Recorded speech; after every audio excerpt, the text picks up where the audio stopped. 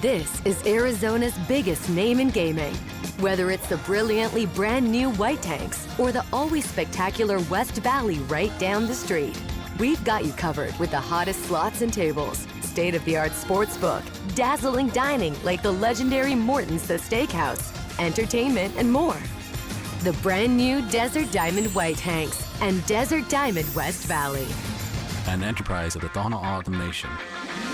By the time August rolls around, you've stopped being surprised by the heat. You walk outside, you get in your car, and wait for the AC to catch up. And at the end of the day, the one place you need to be cool is home. Your AC has been running since May, morning, noon, and night. And when it stays hot overnight, it never gets a rest. It just keeps grinding until something gives. At Ketel, we've been doing this for over 85 years. We know what a summer like this does to a system. Call us and make sure your home is the one place the heat can't follow you. GOETTL. We'll keep you cool, but it's hard to spell. A1Garage.com, A1 from day one. Hi, I'm Tommy Mello, founder of A1 Garage Door Service. Garage doors have an amazing sense of timing. They break when you're already late for work, trying to get the kids to school, or heading out for vacation. That's why we offer same-day service. Call by 10 a.m. for same-day service, or schedule the day that works best for you. If we can't make it happen, you get $300 towards your repair or replacement. A1Garage.com, A1 from day one. Orthopedic care. At Abrazo Health, we believe these two words are better together. When joint pain postpones a walk with friends or halts a weekend hike, recruit our orthopedic physicians, surgeons, and physical therapists to join your team. From our minimally invasive advanced technology designed to improve patient outcome to our comprehensive rehabilitation program, start your journey to a pain-free life. Find your partner in care at abrazohealth.com/orthopedics. The KDUS AM 1060 app is brought to you by Law Bear Auto Accident Attorneys. Hurry to lawbear.com. That's lawbear.com. The bear has your back.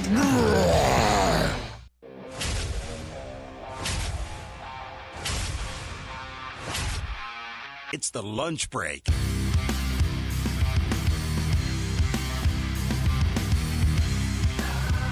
Wednesday edition.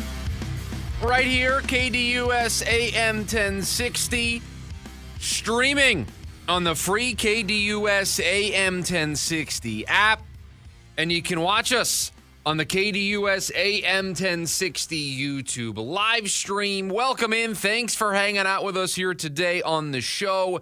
Chris Schubert, producer Evan, is there on the other side of the glass. The Diamondbacks finishing up a series this afternoon against the Boston Red Sox, trying to avoid a sweep. It was a rough night last night for Merrill Kelly. We enter day 3 of the saga surrounding the Diamondbacks and Ketel Marte. An update that isn't really an update that we will give to you closer and closer to the ASU football season, who is going to be their starter, and a dessert-themed dueling draft in hour number 2 of the program. Producer Evan. I'd be alarmed. How are you today, my friend? I'm good. I'm excited. What a Wednesday we have here, and I'm excited for our dueling draft. Don't know how excited everybody is to watch Diamondbacks baseball as of late, allowing 20 runs in the first 2 games of this series against the Boston Red Sox. You add on top of it the drama with Ketel Marte, and plenty more to say on that here on the show. Let's jump right into it. A tough one last night, and once again, the center of it all, Merrill Kelly. Time for our top story of the day. It's the Daily Special. Diamondbacks losing 9-4 last night. Now sitting 2 games back of the San Diego Padres for the 3rd and final wild card spot in the National League. And they are now the same distance to a playoff spot as they are to allowing the Cardinals and Marlins to pass them. The Cardinals, 1 game behind the Diamondbacks in the standings. The Marlins, 2 games back of the Diamondbacks in the standings. So the same distance that the Diamondbacks sit to the San Diego Padres is the same distance that the Miami Marlins sit to the Arizona Diamondbacks. So not good. It's not going in the right direction. The Ketel Marte drama, which we have, I guess, what we would call an update for you that we'll pass along here in a little bit. That isn't adding any good vibes to the situation. So you've got that going on in addition to the team not playing well. And unfortunately, it appears as though the month of August is a bad month for Merrill Kelly. After having a July for the ages, after having a July that made you feel like maybe he's found something, this seesaw season continues for Merrill Kelly, because last night was another 6 earned runs allowed. His month ERA in August is north of 8. I think it's like 8.25 for Kelly. He goes the 4 innings, the 6 earned runs. And look, this has been the story of 2026 for Merrill Kelly. He has been unable to stack good months together. Just hasn't been able to do it. And after being the consistent, every fifth day, take the ball and give you a gutty performance, give you 6 solid, you almost took it for granted what Merrill Kelly provided year in and year out for you. You traded him at the deadline last year, and immediately there was thoughts of, can you just bring him back in the offseason? That's how well he had endeared himself to this fan base, how much we all enjoyed watching him pitch, because he wasn't throwing the hardest. He didn't have the nastiest stuff, but he was getting the job done. And that's all we care about, getting the job done. This year has been anything but that. At times, it's looked like he's been able to get the job done. The sub-2 ERA in July, a 1.95 ERA last month, faced the Brewers, the Padres, the Cardinals, the Pirates, and put together some really good starts in that stretch. It has been the complete inverse here in August, an 8.24 ERA. And I've read these numbers to you before, but this has been the story of this season. An ERA north of 9 in April. You wrote that off because he didn't have a full spring training, was coming off of an injury, let him settle in. It's exactly what he did in May, 3.49 ERA. You're thinking to yourself, see, this is why you give him the benefit of the doubt. This is why you give him time to have a spring training, but it actually takes place during the regular season. Things are fine. Things are going to be okay. A 7.31 ERA in June. Here we go again, right back to what we saw in April. And then July, the best month he's had all season, looking like the guy that you got a haul for at the deadline last year. And then last night, 4 innings, the shortest start he's had all season. 2 other times he hasn't gotten out of the 5th inning, 4 1/3 against the White Sox in his second start. And then his 4th start of the year, he went 4 1/3 against the Cubs. Those are his shortest starts of the season before last night, where he went just the 4 innings. And can I tell you what just makes you crazy about last night's start? At least it makes me crazy about last night's start. It's he gives up the 3 runs right away in the first. I mean, I know I don't want to put this on Merrill Kelly, but it's been an emotional last couple of days for this Diamondbacks organization. Things aren't really going their way as of late within the last 48 hours. The last thing you need is to immediately find yourself in a hole, and that's exactly where they found themselves in last night. And then I think probably worse than that is you get the huge moment with the grand slam that you're thinking, is this what turns their fortunes around? Is this what allows them to put the Ketel Marte stuff in the past, allows them to just focus on them being in front, having that huge moment, the big home run to give them the lead? And the Red Sox immediately respond with 2 in the bottom frame. So a bad first inning from Merrill Kelly, putting the Diamondbacks behind the 8 ball right away. And then you have the huge emotional moment. You score 4 in the 3rd off of the grand slam, and you immediately give it back. Just 2 crushing blows from a starter who throughout his Diamondbacks career has done a really good job avoiding those types of moments. But this has been an unusual season for Merrill Kelly. And so the place I want to start today is Corbin Burnes is on the way back. Ryan Nelson is on the way back. What is this team going to do? Now, I know rosters expand, in about 2 weeks. And so you get to add another pitcher, and maybe that helps soften this blow a little bit. But can you trust Merrill Kelly right now? Are we just going to point to, oh, well, the month is ending soon, it's going to be September, and so law of averages tell us this season he's going to have a good month of September? Is that really what this team's going to put their playoff hopes into? Because in the month of August, it has not been very good. It was the worst start of the season from a length perspective, just the 4 innings. I just mentioned to you the 2 huge momentum swings in the game that Merrill Kelly does a good job of avoiding in any other season. This year, it hasn't been the case. So what do you do when those guys get back? Can you trust Merrill Kelly in a start in September? If Zach Gallen comes back, what can you do with him? Just too many question marks right now around this pitching staff. When Corbin Burnes comes back, you're probably going to want to go to a 6-man rotation. Is Merrill Kelly one of your 6 best starters right now? These are the questions I have about this team coming out of the last 2 days where they've allowed 20 runs as a pitching staff. Where a guy that's supposed to be the most known quantity you have is anything but this season. To the point where on August 19th, I'm asking, can he make his next start? Can he be trusted in September? Now, again, I don't know what other options the Diamondbacks have because you're looking to guys coming off of injury. And I don't know what Corbin Burnes is going to be. I don't know what Ryan Nelson's going to be. I don't know what those guys are going to be. So really tough times for this pitching staff right now. And on top of everything with Ketel Marte, on top of now you're looking up at the standings and you're 2 games back of the Padres, and all of a sudden the Cardinals and the Marlins are coming up in the rearview mirror and you see them getting close to passing you on the highway. Now you got questions about the one guy that you don't want to have questions about. You want Merrill Kelly to be the known quantity.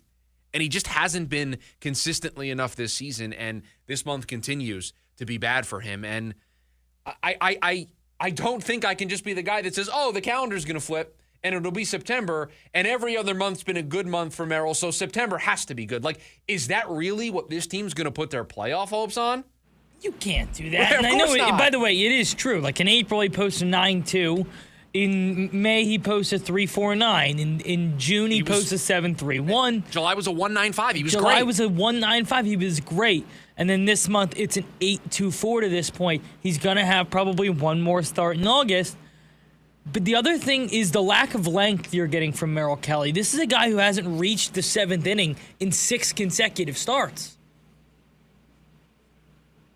Yeah, I miscounted 7 consecutive starts. Right? Like, that's where we're at with Merrill. And if he can't consistently give you at least depth rather than, the quality starts we've come to expect with Merrill, I don't know what his value is to you right now. It's a great point, right? He's not giving me the length recently, but he's also not giving me the quality recently. So he's not giving me either quality. Ideally, you get both qualities from a starter, but you need to have one or the other. Somebody that can go out there and they run up a high pitch count, but they throw up 4 zeros. But they eat innings. Or you have the guy who is going to give up 3 or 4 runs, 5 runs, but he's going to give me 6 or 7 innings because he's going to work efficiently.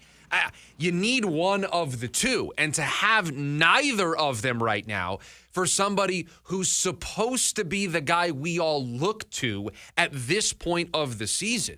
That's why you brought him back on a 2-year commitment in the wintertime after dealing him last summer, is because you knew what you were getting. Unfortunately, you haven't gotten it this season. And to this point, if you do go to that 6-man rotation, which you and I have kind of outlined a couple times for when Corbin Burnes comes back, is he the 6th guy? Right now, I think I would turn to the other 4 currently in the rotation before I turn to Merrill Kelly. And when Corbin Burnes comes back, how am I not going to look that way instead of Merrill? Well, and the other part of it, too, is just I just don't know how good the other options are, right? I mean, at some point, you just have to go with the guys that are healthy and on your roster. Because, 100%. Who else do they have, right? I mean, we're looking towards guys that are coming back off of injury as potentially being better than Merrill Kelly. And I'm sorry, but Corbin Burnes is just one big question mark, right? The Who knows what it's going to look like? The Mario question mark block. I mean, that's of course, yeah. That's what Corbin Burns is to me right now. Like, I can't predict anything. I can't have any type of expectations. I just want to see him on the mound first before I jump to setting a bar or some expectations for what he can be. And so you look at the team on paper and, are you jumping at the opportunity to give Cole Drake a start over Merrill Kelly? I don't think so. Like, not really, but at this point, would you rather have Cole Drake out there? I think the argument is maybe yes. Am I jumping to say, hey, I need to see more out of Cole Drake? Certainly not. And you're not jumping you're not jumping for joy. But I'm not excited to see Merrill Kelly hit the bump right now. At least not what you've seen in August, no. But again, I can't in good faith have this conversation without pointing out that in July, he was probably one of the best pitchers statistically in the National League. He had a sub-2 ERA. I don't have those numbers directly in front of me, but I bet you if you look up the National League leaders in ERA among starters in July, Merrill Kelly's 1.95 is going to be high up there. It's going to make him one of the best starters in the National League. So it's not that long ago that he was that great pitcher. It's just really poor timing to do this right now. So I throw my hands up in the air and I say, I don't know what you do. I don't. I think based on his priors and based on what he's done in phases this season, he's one of your 5 or 6 best pitchers if you do go to a 6-man rotation. And again, I'm not really jumping for joy at the opportunity to give Zach Littell a potential spot start, to get Cole Drake back up here. Not, jumping for joy at Corbin Burns or Ryan Nelson coming back into this rotation and being better than what Merrill Kelly has been at his best this season.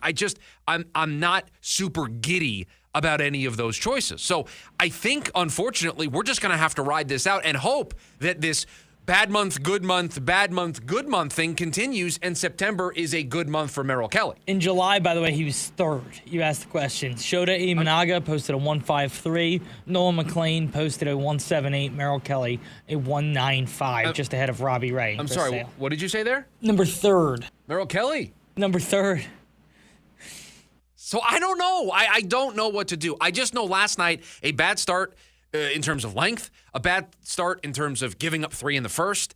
Immediately after the home run, the grand slam to give the Diamondbacks the lead, you cough it up instantaneously. That's the part that's so frustrating. That's the one that gets you. You fought back, you get the Gabby grand slam, and you're like, okay, you have had a mess of 2 days. But it's behind us now. But it's behind us. We had the you moment. have the lead. Yep. And immediately you come out and do that, and it's like, it just feels like you're still in this mess. But for half an inning, you're like, okay, everybody calm down. Everybody calm down. Like, you can take 1, you can take 2 from this series without Ketel Marte, and you just hit the grand slam, you got the big swing, and then you just go out there and give it right back. Yeah, and it's Adley's first homer as a Red Sox, and then you allow the go-ahead run on a wild pitch. I mean, it's just you just made a mess of things. You made a mess of things after the exhale, right? By the way, how about on the broadcast, too, the complete jinx on the wild pitch? Calling it a meaningless stolen base. Yeah, I mean, the broadcaster's jinx is real, man. You got to be careful with that kind of stuff. I mean, we have it. We're not, we're broadcasters in the more, radio sense. We're not TV broadcasters, but I'm always worried about us jinxing players and jinxing things. Yeah, I mean, you did it to poor Erod like 7 times. Right. I said, win number 100. It took him like 3 shots at it. Right. I mean, that happens. But yeah, I mean, just a brutal loss last night. I mean, not just the 9 runs that you give up, and it's 20 runs in these first 2 games, and not just that you wake up today 2 games out of a playoff spot, but it feels like you had the moment that allowed you to finally breathe. You left Atlanta, and it's felt like you've just been trying to keep your head above water with everything that has occurred. With Ketel Marte, with the game, getting blown out the way that you did. Then the next day he goes back for the MRI. We're still talking about it. You're just trying to keep your head above water, and you have this moment that made you think like, okay, maybe I can pull out the inflatable and just relax in the pool for a second. No, it did not happen last night. So just a really tough loss, and you got to do everything in your power to avoid the sweep today. You got the perfect guy on the mound to do it with Brendan Pfaadt, but you got to somehow leave Boston with a win in your back pocket, because you lose. You got the Padres playing right now against the Mets. I don't know what the score is there. You lose and they win today.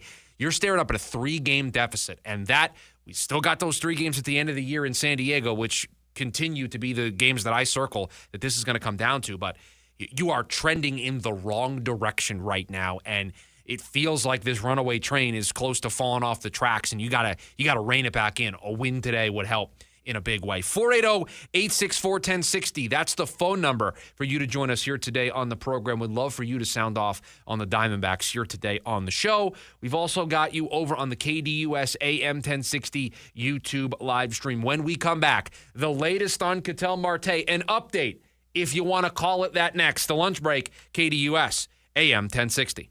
It's the lunch break with Chris Schubert. Ketel Marte is on his way back to Phoenix for an MRI on his knee. I don't think any of us know what's going on with Ketel Marte. I'm a little confused as to why we called it a personal matter after the game, why Nick Pecoro reports that he's fine physically. He's placed on the restricted list, not the injured list. Everybody wants to talk about trading Ketel Marte and Ketel Marte not playing again for the Arizona Diamondbacks. I don't know how to confront any of those takes today until we actually know what's going on. Live Monday through Friday, 11 a.m. to 1 p.m. It's John Holmberg here from the Morning Sickness for Lifted Trucks. Oh, I go by the Lifted Trucks, and I'm like, that's where I got my awesome Bronco, and then I got in my accident, and oh my goodness. But it doesn't erase the fact the best buying experience I have ever had for a vehicle was Lifted Trucks. I went there, I found an unbelievable vehicle I absolutely loved. Eye-catching, incredible, had all the candy on it, and the stuff that was on that car was unbelievable. Even the insurance company assessing my accident said, you've got a lot of really nice stuff on this vehicle. It was great. And Lifted Trucks also helped me value the car with the insurance company because they were in my corner the whole time. This is a great group of people with an absolutely awesome inventory of trucks. If you want to drive something that is different than anyone else on the road and you want it to be top quality and done by the best in the business, there's no one better, trust me, than Lifted Trucks. Go to liftedtrucks.com and change your driving life. Lifted Trucks. Work hard, play hard, drive harder. A night you don't want to miss. Avenged Sevenfold. Good Charlotte. North America Tour 2026. Talking Stick Resort Amphitheater. August 27th. Avenged Sevenfold. Good Charlotte. An epic night of music. Get tickets now at livenation.com. Don't miss Avenged Sevenfold and Good Charlotte, part of the America First Credit Union Concert Series. Hey, basketball fans, Tom Chambers here reminding you that just like in a game, you need a solid defense for your home. And that starts with a reliable roof from Right Way Roofing. Hey, Lori, as owner of Right Way Roofing, what sets you apart from the competition? Our team tackles any roofing challenge from shingles to tile to foam roofing. We'll make sure your roof wins against the toughest opponents, rain, wind, and even those scorching summer days. Make Right Way Roofing your MVP. We're Right Way Roofing and we do it right. We'll always keep you watertight. I'm here with your Run Report. Let me just say I am not a lawyer, nor am I going to try to play one here on the radio, but I am in Southern California, and this Laker dumpster fire really is something to behold. I'm no lawyer, but I am here for this slow-moving train wreck. I can't take my eyes off it. It's just like that iconic show Succession, only in real life. I just wish the Bus family was half as interesting as the fictional Roy family, but they're not. That show was way better than this show, but that doesn't mean this isn't a good show and that I'm not watching it, because while it may not be as good, it's still way better than the Clip Show, which is running a distant third. And don't even get me started on the Dodgers and that bleep show that is Kyle Tucker. Not to disparage singer-songwriter Randy Newman, but I have never had much use for him. However, I do agree with him when he famously sang, I love L.A. I'm Jim Rome. Remember, you can follow me on Instagram at Jim Rome. O'Reilly.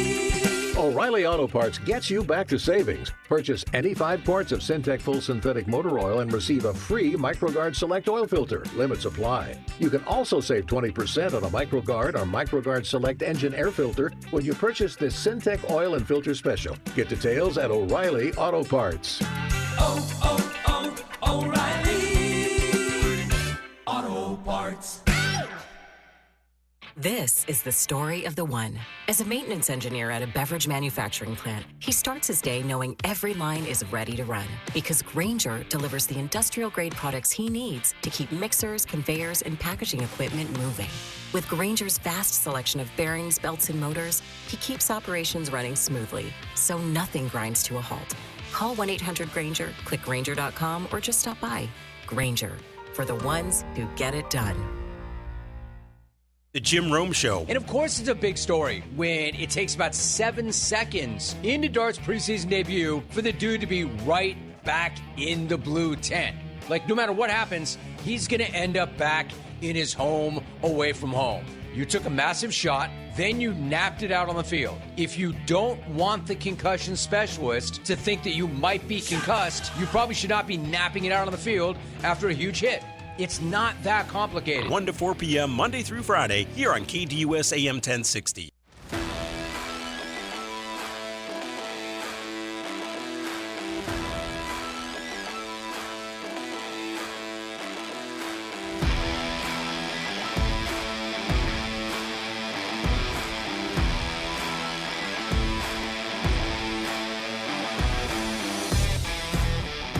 All right, let's give you the update.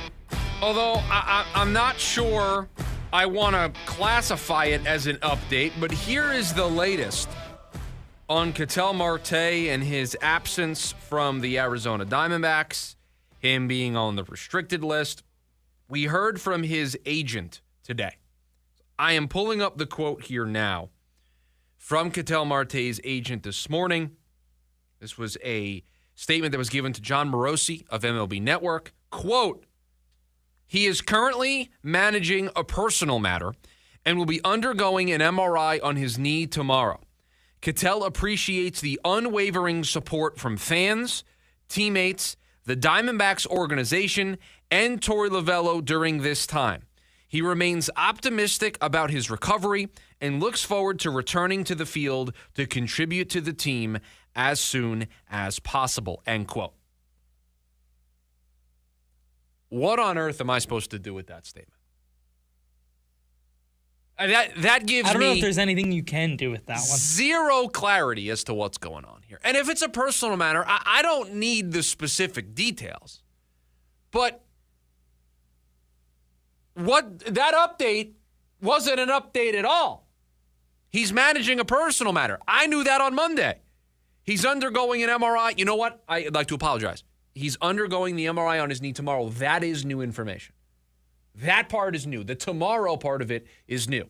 But we knew he was getting an MRI on his knee. That was also known yesterday before we got on the air. So what new piece of information did we learn from this statement other than that the MRI is scheduled for tomorrow? So, by the way, he's been having this knee injury. He's not around the team on Monday. Comes back for an MRI on Tuesday. It's Wednesday. He's not getting the MRI until tomorrow. They play on Friday. What new piece of information did we get here? We're still in the dark on everything about this. You've got Torey Lovullo pregame getting asked what he thinks about Ketel Marte coming back and playing again for the Diamondbacks this season, and says, I hope that's the case. There's just too much up in the airness to all of this, if I can make a phrase there. So much of this just feels we're in the dark. The team is in the dark. The organization is in the dark. Fans are in the dark. Media members are in the dark. And I said this yesterday on the show. I'll come back to it today. This makes the organization look bad. That they don't have a handle of this. They don't have information that they're willing to provide to the media. You got Torey yesterday meeting with the media that made the trip to Boston, and he didn't really offer anything new because he hasn't spoken to Ketel Marte. And so we sit here, day 3 of this saga. Monday was day 1. He doesn't show up, placed on the restricted list. Yesterday is day 2. The reaction to it, the MRI report, him coming back to Phoenix. Here we are in day 3, and I know just as much as I did on day 1. And oh yeah, the Diamondbacks are trying to compete for a playoff spot right now. This is craziness. It is insanity that this is going on right now, and there isn't anything that anybody can provide, Ketel Marte and his side of the story, the Diamondbacks and their side of things, that can provide any level of clarity to this.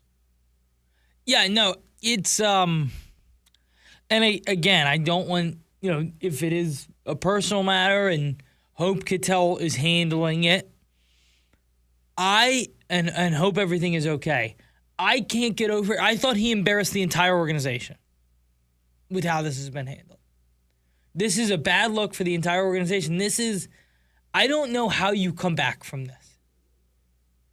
Well, I would have started with perhaps having at least a little more clarity, because with every time somebody that's involved in this, whether it's Ketel Marte's agent today, whether it's Torey Lovullo yesterday, whether it's other media reporters reporting on this, with everybody that speaks on this, it just gives off this feel that nobody has a handle of anything in regards to this. Nobody knows what's going on. Like it just gives off this vibe of nobody is in control of the messaging. Nobody's in control of the situation. Nobody is in control of figuring out what's going on. Are the Diamondbacks trying to reach out to Ketel Marte? Nobody knows. I mean, every time we hear from somebody, it somehow gets worse with it's just one big shrug emoji.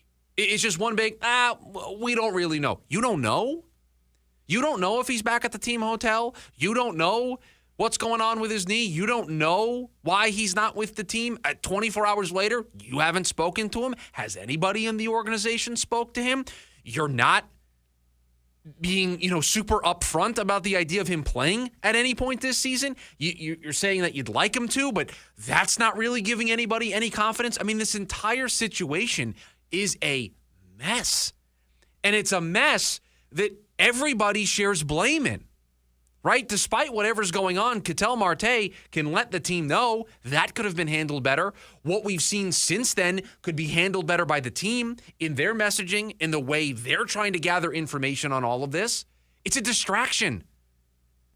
It's impacting the team. Corbin Carroll admitted to it yesterday in an interview that he did. That, they were thinking about, Ketel Marte and not really focusing on the baseball. I mentioned this to you yesterday. Torey Lovullo didn't know the score of the game on Monday.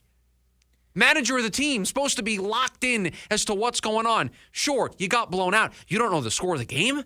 Like, we sit here on Wednesday with no new information. That statement that I just read to you hasn't added any clarity to this. None whatsoever. And yet this is all going on in the middle of a playoff push. And we're going to talk about this later on in the show. What should the Diamondbacks do if/when Ketel Marte returns to the team? Because producer Evan, I don't want to speak out of turn here, but producer Evan is unconvinced that Ketel Marte plays again this season. Producer Evan is of the belief that I just wouldn't let him. I would not let him play. This has been such a distraction in the middle of a playoff race. If I have a leadership group that's going to vote on it, you cannot let this happen again. So that's your position. I have a little bit of a different perspective. I want to get into that later on in the show. All I wanted to do here was give an update, give you the latest. And I've provided to you all that we know. I've provided to you that as we sit here on Wednesday, we have the same basic set of facts that we had Monday postgame. Maybe Tuesday morning when we got the news that he was coming back to Phoenix for an MRI. We don't know what happened. We don't know why all of a sudden he goes from being on the team plane, reportedly being in the hotel bar Sunday night in Boston, to the next morning somehow telling the team, I'm not going to play, to being placed on the restricted list, and this entire chaotic last 2 days getting set into motion. That's it. That's the latest. That's what I have for you. A statement from his agent saying he's dealing with a personal matter. He's getting an MRI on his knee tomorrow. He thanks everybody for the support. He hopes to contribute at some point this season. That's it. That's what we've got. And so I think now it's the conversation, until we're presented with new information, shifts to what's next. What happens if he wants to come back, when he wants to come back? How does the team deal with that? I pushed that conversation off yesterday because I wasn't comfortable having it without more information. But what am I going to do? Am I going to sit here and just say that over and over and over again? There's a playoff push going on. At some point, he's going to try to walk through those doors and play, is my guess. So what are they going to do? So we're going to have that conversation in hour number 2 of the program, but that's the latest. He's back here. He's getting an MRI tomorrow. We'll see what happens.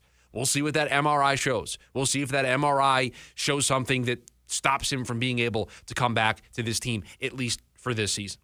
480-864-1060 is the phone number for you to join us here today on the program. We've also got you over on the KDUS AM 1060 YouTube live stream. When we come back, breakout candidates for the Cardinals. Who would make our list? That's next, the lunch break. KDUS AM 1060. NASCAR heads to New Hampshire. Blaney, bottom of the racetrack. Chastain makes it 3 wide. He'd like to take a spot here on the backstretch. It's the Dollar Tree 301. Ross Chastain shot out of a cannon from the 6th starting spot. He has already moved up to 2nd. Here comes Larson, just like I said. He'll try to get the lead on those new tires really fast. He's going to pull it off at 3. The Dollar Tree 301 from New Hampshire Motor Speedway. Sunday, August 23rd at 11 a.m. Right here on KDUS AM 1060. Attention Phoenix, it's the Zero Res Flash Sale this week only. Whether you're looking to clean up before or after a barbecue or get ready for the new school year, Zero Res has you covered. Carpets, tile, hardwood, rugs, upholstery, air ducts, every surface in your home can be Zero Resified, so it's time to call the cleaning pros at Zero Res. If you haven't tried out Zero Res or it's been months since your last deep clean, then now is the time to call. Right now, you can get your entire home Zero Resified from Phoenix's ultimate carpet cleaner and 3 rooms of carpet cleaned for just $99 this week only. What's that? How good are they? Zero Res has a 4.9 rating on Google. So schedule your appointment at ZeroResPhoenix.com or call 480-507-2419 and be sure to ask for the KDUS special. Spell it backward or forward. It spells the same. Zero Res. The long goodbye begins. A very special evening with Journey. Final Frontier Tour. September 15th, Mortgage Matchup Center. The lights go down one final time. Tickets are on sale now at JourneyMusic.com. Journey. Final Frontier Tour. To 15-year-old Harper, buying an $80 vintage rock t-shirt is a great investment. To Harper's mom, this logic has a few holes in it. So she helped Harper open a Wells Fargo Clear Access banking account. With no overdraft fees and tools to track spending, Harper's learning, one heavy metal tee at a time. However you make money work, Wells Fargo can work with that. Terms apply. Visit wellsfargo.com/deposit disclosures for fees and details. Hey, it's Phil Shaver with HomeSmart, and I want to buy your house. I'm a local investor that buys homes for cash all over Maricopa and Pinell County. I buy inherited homes, nice homes, rental homes, homes that are behind on mortgage payments, and I even buy ugly homes that need fixing. Also, are you looking to get closer to market value for your house? As a licensed realtor, I've been able to buy and sell thousands of homes. Since I'm local, you can call me directly on my cell phone, 480-409-9999. Again, that's 480-409-9999. I don't work for a big corporation or hedge fund, so I can only buy 3 to 5 homes per month. There are no fees involved, and you can pick your own close date. The best part is I buy homes as is, so you don't have to worry about doing any repairs. Again, you can call me directly at 480-409-9999, or you can go to my website, gosoldaz.com. That's gosoldaz.com. A sellout crowd was treated to another classic Saturday night race at the Richmond Raceway. Green flag goes in the air, and the NASCAR Cup Series is underway in Richmond. Nobody giving up an inch. Blaney down low. Briscoe topside. Still nobody able to get the advantage. First 4 laps of this race have run side by side at the front of the field. Battle for the lead side by side, lap 172. Logano thought about wedging it to the bottom, but thought again about it. Here they come down the back straightaway, heading for turn number 3. 3 wide around the Cole Custer car. Joey Logano to the bottom goes Cardinals to the lead as they go 3 wide, make it 4 wide down the back straightaway. Josh Berry gets bounced around. Joey Logano to the outside will gun down Chase Briscoe. Oh, they're both coming to pit road. Logano gets on the hammer after they get rid of the pit road speed. Logano through the gearbox. Logano opens up 3-4 car links on Chase Briscoe. Here comes Joey Logano off turn number 4. The checkered flag is waving, and Joey Logano has won the Cookout 400 at Richmond Raceway. Joey Logano outduels Chase Briscoe to capture his second checkered flag of 2026. The Motor Racing Network will return Saturday, August 29th at Daytona International Speedway with live coverage of the Coke Zero Sugar 400 at 3:30 p.m. Pacific Time right here on KDUS AM 1060.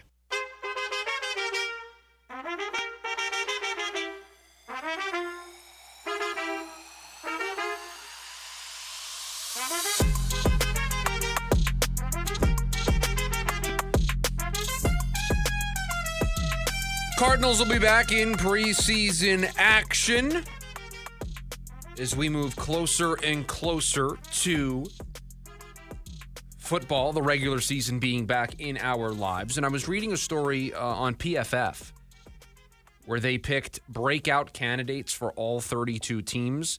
And I couldn't help but kind of chuckle at the player they picked for the Arizona Cardinals, but also understand why they picked the player that they did for the Arizona Cardinals. Because the player that they selected as a breakout candidate for this team this upcoming season was Walter Nolan. And I chuckled, not because I think it is absurd to pick Walter Nolan, but chuckling at the idea of we've been waiting for years for somebody to emerge on the defensive side of the ball as a draft and develop win for this Arizona Cardinal team, right? I mean, we've just been waiting in the Monte era for somebody that they drafted on the defensive side of the ball where they made a major investment to turn into a superstar, a Pro Bowler, somebody that is a centerpiece of a defense, right? Because they have been unable to do that, they had to go out and spend the money on Josh Sweat. So I chuckle because it's like, yeah, here we go again, trying to, force something on the defensive side. But I also understand it because you look at this team on paper, you look at the talent on offense, and sure, you could pick Marvin Harrison Jr. as a breakout candidate. Sure, you could pick Jeremiah Love or Tyler Algier because he's out of the shadow of Bijan Robinson as a potential breakout candidate. But truly, if you're going to pick a breakout candidate on this Cardinals team, you're going to look to the side of the ball that everybody has their concerns about. You're going to look to the defense because if Walter Nolan, if Darius Robinson, if anybody else that you pick on defense breaks out, that's going to be a good thing for this defense, and perhaps they can be better than we think they're going to be. Because I have set the bar. Producer Evan, what do you think the lowest they set the bar at for the high jump at the Olympics? Where do you think the lowest mark is? I don't even have a guess. Okay, wherever that bar is, I want to set it 2 rungs lower. That's the bar I'm setting for this Cardinals defense this season.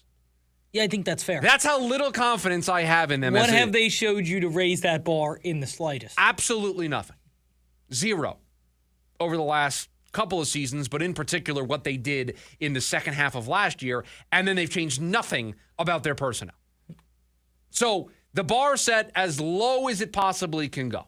The returns have been 0. Exactly. So I understand picking a breakout candidate on the defensive side. I also understand why you pick Walter Nolan. It's a former first-round pick. Darius Robinson, first-round pick. There's a reason those guys got selected in the first round. It's not like the Cardinals reached to take Walter Nolan. It's not like they reached to take Darius Robinson. If they didn't take those guys, both of those guys were going in the first round. Walter Nolan, probably a player that could have gone a little earlier than where he did in that draft. So you're picking a player who's got the talent, who's got the potential. That's half of the equation of having a breakout campaign. You got to have the talent to do it. And then you actually have to do the other side of the equation, which is going out there and producing. And I just keep thinking about the difference that it would be for this defense if somebody else alongside Josh Sweat broke out and did anything. in terms of getting after the quarterback. And Walter Nolan's had a good camp. He's looked impressive in practice. You see the explosiveness in that preseason game. It's just about the consistency. And if he is able to break out, I think it's going to be easier to see a defensive turnaround this year. Not saying it's likely, not saying it's absolutely going to happen, but you can see the path more clearly if somebody else emerges. If nobody else emerges, you're going to see a lot of double teams thrown at Josh Sweat. And if the other guys can't make do with their one-on-one battles, then I think it's going to be a long season. We, last week, read to you the quarterbacks that they're going to play. These quarterbacks are going to carve them up if you can't get consistent pressure. So, yeah, you could pick somebody on the offense, and Marv's probably a popular pick. But I'm not surprised that if you were doing this story and you had to pick somebody for this team, you'd be picking Walter Nolan as well. 480-864-1060 is the phone number for you to join us here today on the program. We've also got you on the KDUS AM 1060 YouTube live stream. A lot on the Ketel Marte stuff over there. We'll get to that about 12:30. I want to dive back into Ketel Marte and what happens from here. So we'll read some of your comments then. When we come back, wrapping up hour number 1 of the program, who's going to be the starter for the Sun Devils in a couple of weeks? That's next. The lunch break, KDUS AM 1060. Mark Janes recapping the Ontario Honda Dealers Indy at Markham. Marcus Ericsson started up front, stayed up front throughout most of the day, at least in the top 5. The pit strategy in a caution-filled race worked to his advantage, and with 4 laps to go, he was able to cruise around Romain Grosjean and grab his first win in the NTT IndyCar Series since St. Pete in 2023. Grosjean held on for second, and Will Power finishes third for the second weekend in a row. Hi, everybody. Jay Leno here. You know, I love doing live stand-up comedy. No politics, no lectures. I'm not giving you my opinion on every issue of the day. Just nothing but jokes. So come by, check it out, and we'll have a lot of fun. Oh, it's clean, too. Jay Leno live on stage. Friday, November 27th, Salt River Grand Ballroom at Talking Stick Resort. Tickets are on sale now at TalkingStickResort.com. Come on by. Check out the show. It's Halloween time at the Disneyland Resort, and Minnie's begun to brew up delights and spine-tingling fun. The cauldron bubbling with mystical flair, summoning spirits that haunt the air. Watch as a giant Mickey pumpkin, a headless horseman, and happy haunts have a ball. Cars Land becomes Radiator Screams. Plus, there are seasonal favorites like Guardians of the Galaxy, Monsters After Dark, and Haunted Mansion Holiday. With tricks and treats at every corner to be seen. Frightful fun for the whole family at the happiest Halloween. Halloween time, August 21st through October 31st. Visit Disneyland.com or contact your travel advisor for important details. Ready to tackle each morning with the best sports information coming at you? I'm going to take a logical approach. Get that weekday mornings on KDUS AM 1060 from 6 to 9 a.m. with the Dan Patrick Show. Dan Patrick, the Danettes, sports icons, sports legends, celebrities, poll questions. The Dan Patrick Show has it all. It's a crapshoot. Be sure to lock your dials to AM 1060 or 100.7 HD2 from 6 to 9 a.m. Mornings just got better. This story is about us.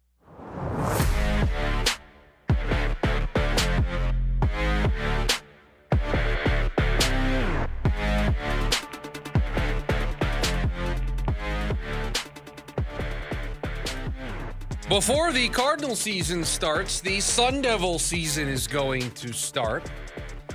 And we're all still waiting, producer Evan. And I know this is the burning question for you on a daily basis. Forget Ketel Marte. Forget Josh Sweat and the Cardinals. Forget the Diamondbacks playoff push. I know you're in ASU mode right now. You're ready to go. And the one question that you keep asking yourself right now, who is going to start for Kenny Dillingham and the Sun Devils week 1 of the regular season?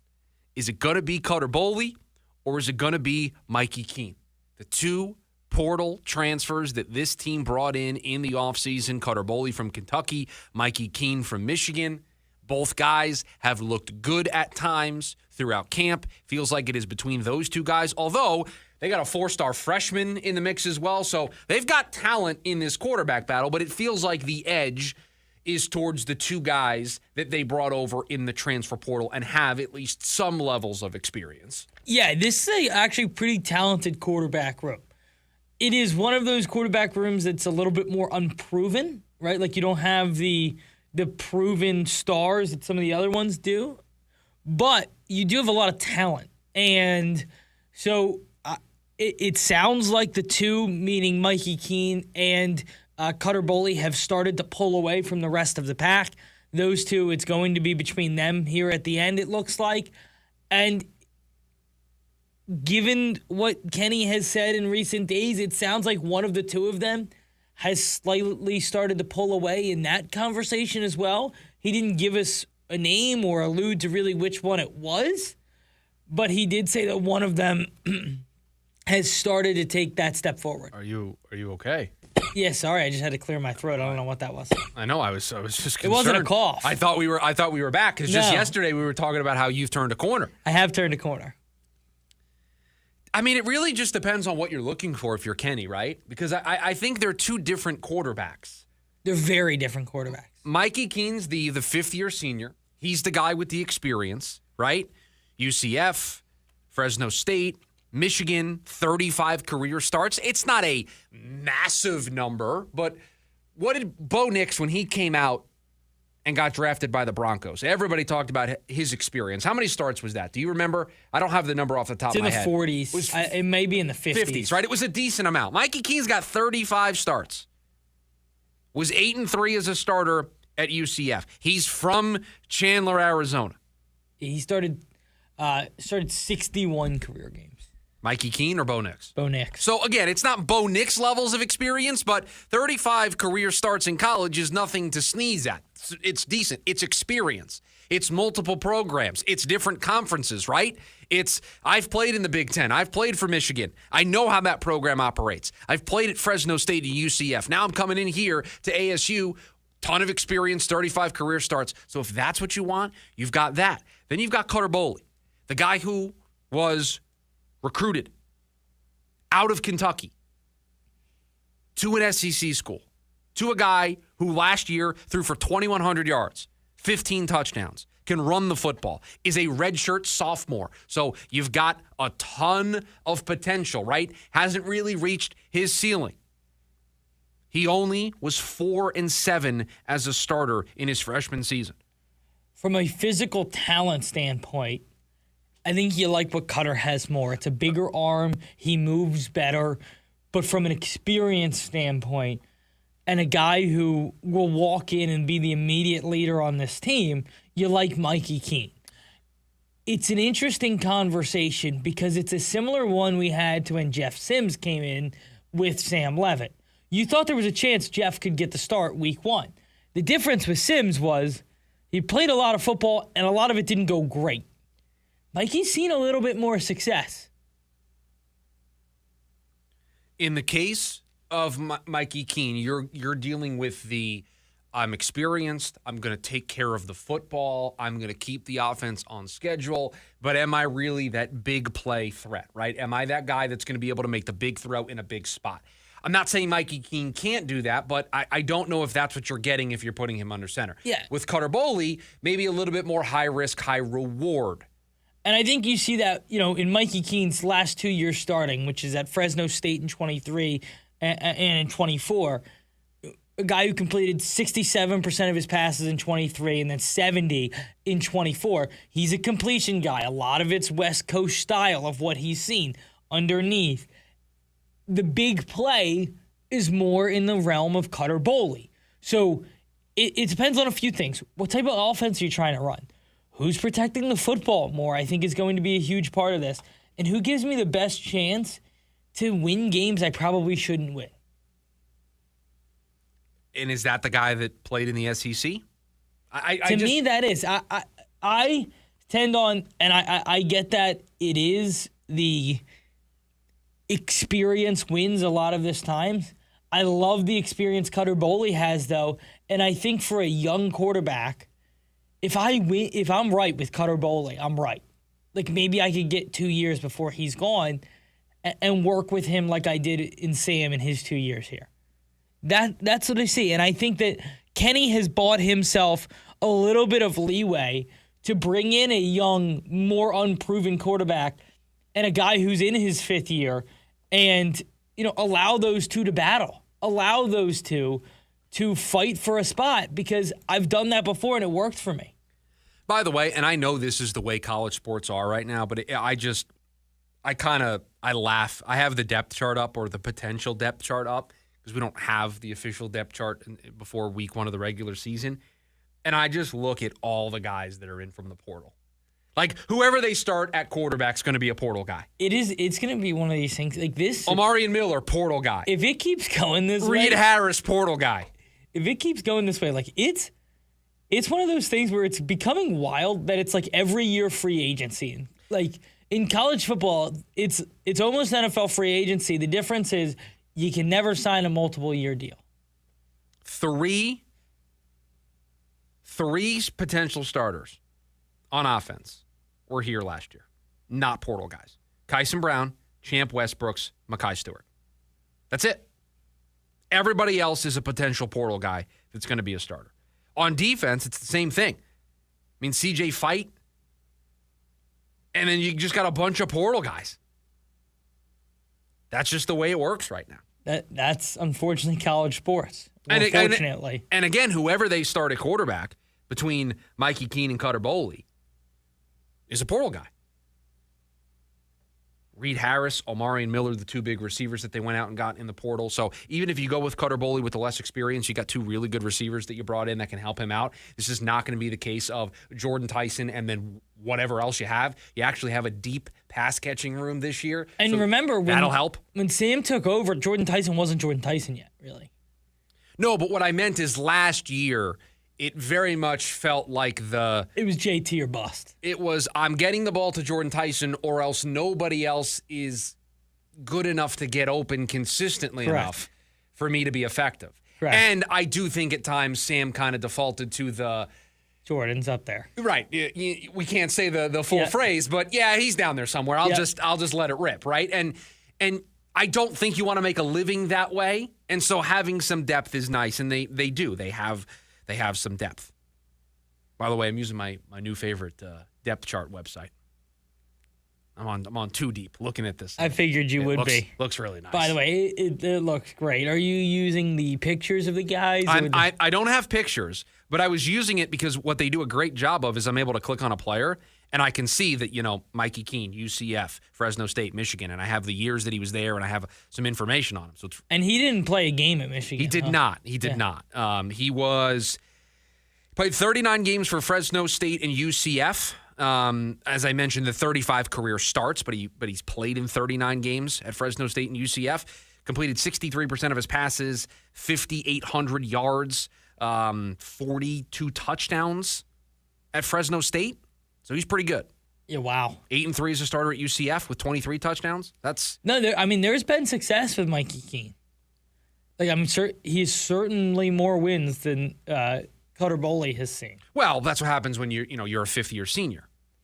When you're a 5th-year senior and you have all the experience that he has, yeah, you can just point to your resume, especially when it's as good as Mikey Keene's. That's the one thing, though, that resumes don't buy you spots. No, you got to go out on this roster. You have to go out there and earn it. You have to go out there and play at the highest level and prove it. But yeah, Mikey Keene, 22-13 as a starter, 65 touchdowns across his stops at both of those places. He's going to be top 10 when the season starts. He'll enter this year, reading from the Sun Devil website. He'll enter the season among the FBS's top 10 quarterbacks in most active career passing statistics. Wow. So, that's what you have in somebody that could potentially be the backup. He's got the 3rd most starts entering 2026 out of anybody in college sports. Rocco Beck, Jalen Rayner at Iowa State, the 2 guys in front of him. Hour number 1 of the program in the books. We got buy or sell, a dessert-themed dueling draft, and yes, more on Ketel Marte. We'll do it all next. The lunch break, KDUS AM 1060.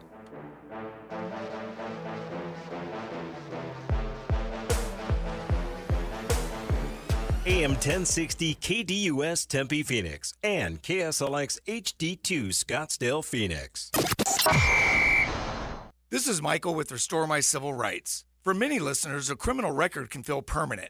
Thankfully, Arizona law allows convictions to be set aside and civil rights, including Second Amendment rights, to be restored. For the hundreds of listeners we have assisted to date, the results have been life-changing. If you're ready to find out what's possible for yourself or a loved one, we can help. To book a free consultation today, call 855-GUN-RIGHTS or visit RestoreMyCivilRights.com. That's RestoreMyCivilRights.com. Weezer, The Gathering, live in Phoenix. Playing at Mortgage Matchup Center October 20th with special guests, The Shins and Silver Sun Pickups. Get tickets now at LiveNation.com. 3 incredible bands for one night only. Weezer, The Shins, and Silver Sun Pickups. For more, visit Weezer.com. Been crazy busy these days? Sounds like you could use a little we time. That means playtime at the AAA 4-Diamond Wekopa Casino Resort. Game time with more than 900 slots plus table games. Maybe a tea time on one of 2 nationally ranked courses. And definitely some hang time at WKP Sportsbook, the largest sportsbook in the state. Wekopa Casino Resort. It's we time. Summer's almost over, but with a new Toyota from Toyota's National Sales Event, you can turn your end of summer scaries into end of summer woes. In the mood for some elevated dining? Pack a picnic into a 4Runner and hit up a stunning mountain vista. Whoa! Haul a bouncy castle in a Tundra and get crowned the coolest dad at the park. Whoa! I'm king of the castle! Drive a Tacoma to the lake to go wakeboarding. Whoa! That was awesome air. Let's go again. Or take a BZ to an amusement park with friends.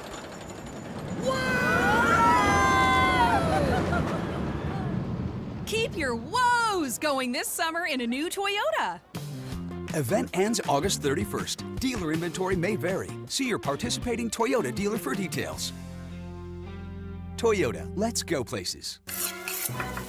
Organic and grass-fed. Yes, chef. Responsibly sourced seafood, never frozen. Yes, chef. At Sprouts, every cut of meat is handpicked for flavor, freshness, and quality worthy of the chef at home. Yes, chef. Sprouts Farmers Market. The KDUS AM 1060 app is brought to you by Law Bear Auto Accident Attorneys. Hurry to lawbear.com. That's lawbear.com. The bear has your back.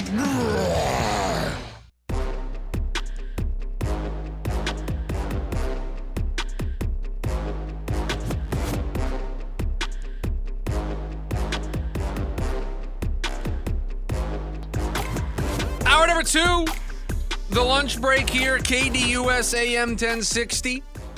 Streaming on the free KDUS AM 1060 app. And you can watch us on the KDUS AM 1060 YouTube live stream. We kick off hour number 2 of the program. The hottest sports questions in the Valley. The man with those questions. Some call him the Mater D of Buy or Sell. Producer Ed. Happy to be back here. I didn't have a witty open today. I know. I know you were trying to come up with one. You were stalling there, doing the Mater D thing. And the Mater. I always call you the Mater D of Buy or Sell. That's true. That's how I pass it off, or at least recently, that's how I've passed it off, and I've kind of made it a thing. But usually, I have something funny, but not a lot of great stories today. Sorry. Usually it's something you say in the morning meeting that I then turn into, like yesterday you were complaining about shopping. I used that as the open. That's true. I think that was 2 days ago, right?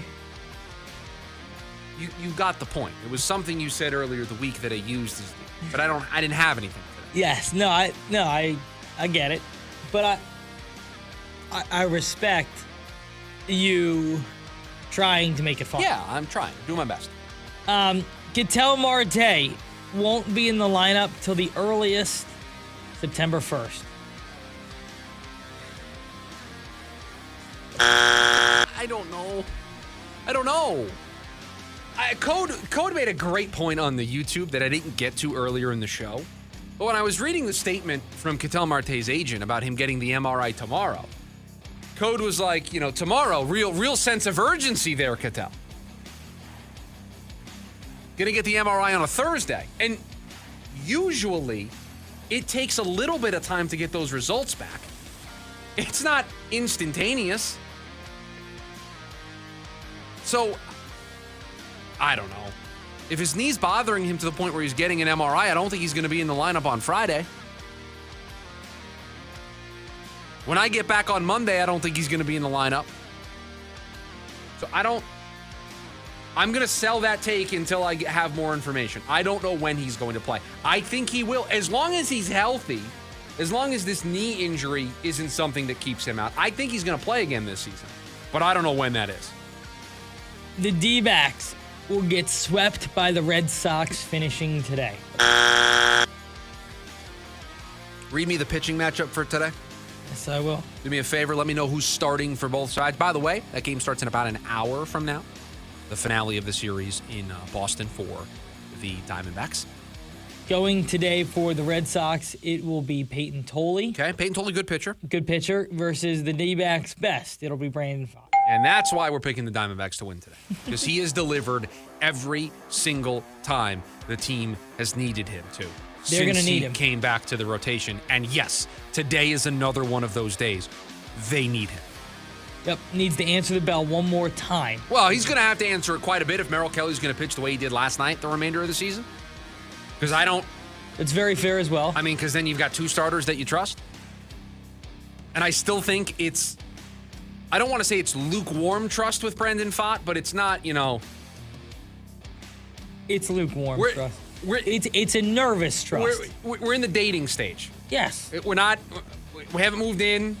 We're not engaged. We're not planning a wedding. We're dating. You can't forget who he was at the beginning of the year. We're taking this out for a So test drive, just to see. So far, I'm happy. I like where we're at. I like where we're going. I like the speed we're going. I'm enjoying it. But you can't forget who he was at the beginning of the year. I'm personally not ready to take the next step. And I think that's very fair. Now, he wins this game today. I might be ready to... We might be doing some apartment hunting together. We're going in from lukewarm to moving in. That's right. That's the trust level I would have if he delivers a start today. So where are we at today? Is it a lunch date? Are you going to get coffee? Well, no, I think, are you doing dinner? Well, hold on. I think we're past the first date kind of atmosphere with our trust level with Correct. Brandon, right? I think if we're us... Are we on third date? I think we're past third date. Okay. No labels. No, I don't think we're ready to put a label on it yet. Right? If we're using this analogy of our trust level with Brandon Pfaadt is like a new relationship. I think we're having a good time. We're enjoying ourselves. We can see a future here. We can see a path where there's wedding bells and a big party and the house in the cul-de-sac. We can see it all. But we're just not ready yet. There's still some things we want to just make sure. It still feels like a mirage. Right, we're taking it easy. First couple dates have gone great. I think we're exclusive, but I just don't know if we're moving in together. I like. And if my wife is listening, this is just an analogy, okay? Just want to make that very clear. This is a great analogy here. I think it works perfectly to describe our trust level with Brandon Pfaadt right now. Walter Nolan will be looked at as one of the surprise players for the Cardinals this year. I sure hope so I'll buy it just to be positive. I mean, you certainly... I mean, you said it the other day, but be. It's very true. I mean, it changes the complexion of their season. Of course it does. I mean, if you have him alongside Josh Sweat, it's harder to then double Josh Sweat because you're going to leave Walter Nolan in one-on-one battles. And so that means you're going to leave both of them in one-on-one battles, which is only going to help Josh Sweat, which is going to help the defense. And the more consistent pressure you can get on the quarterback, you're going to help the secondary. And it just, all of a sudden, we're not giving up 40 points the way we were last year. No. Because we're not asking our secondary to defend for 12 seconds on every play. Which is a huge plus. So yeah, Walter Nolan, it's massive. And if it's Darius Robinson, it's just got to be somebody. Needs to be one of them. Got to be somebody. It doesn't need to even be those two guys. Can anybody? Yeah, just somebody up front. Somebody. I look at those two guys because they're first-round picks. Yeah, and you spent the capital on them. So you clearly thought they could be that. So that's where I'm going to start. But I'll take anybody. I'm not greedy. Tyler Algier and Jeremiah Love will both have 700 rushing yards this year. Or more.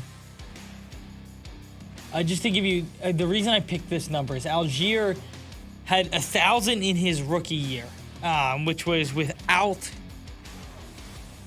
Bijan. Bijan, thank you. Couldn't think of that name. It's okay. And then it's been 683, 644. Last year was 514. So he's always been around that number. And can his usage, tick up as a member of the... Here's why I'm going to buy this. With the injury to Jeremiah Love. Early in the year. I think early on, you were already going to see this, but I think it's going to be a little bit more pronounced. Heavy on the Tyler Algier. I think late is where Jeremiah Love takes over. I think Love getting to 700 is the easier part of this. I still think it's a challenge, but I think it's the easier part of this. Algier getting to 700 once Love takes over becomes hard. But if he's the entrenched starter early because Love maybe doesn't play week 1 or they take it easy with him coming back from the ankle sprain, there's some opportunity there, and we think this team's going to run the ball quite a bit. Yeah, I think that's very fair. I think those are all really good reasons. ASU. What about them? Will name its starting quarterback in the next week and a half. I think Kenny circled like the 26th, so next Wednesday. As kind of when he wanted to make a determination. So, yeah, I think he's going to think about it. I mean, think about it. The 26th is Wednesday. Next Wednesday. So that's 10 days prior to their kicking off the season. Not a lot of time. No, but that's when he's going to tell us. Yeah. He's probably going to tell them this weekend. Yeah, but then they're going to go out to practice, and we're not going to know on Monday who's taking only the first team reps. Yeah, I don't know. 10 days. Listen, you're not playing Ole Miss week 1. You're not playing LSU week 1. No offense. How dare you say that about Morgan State? Okay, Texas A&M's week 2. So, if you had to make a guess, yeah, who do you think? If I had to make a guess, Cutter Bowl.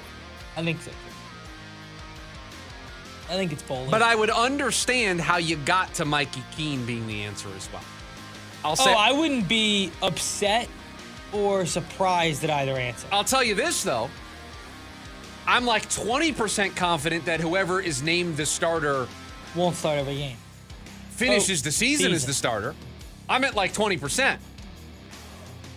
I don't know. You know why? Because I do think, I believe in the coach. And I think finishes the season maybe from injury.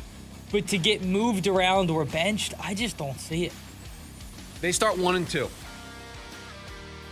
I don't think they make a change.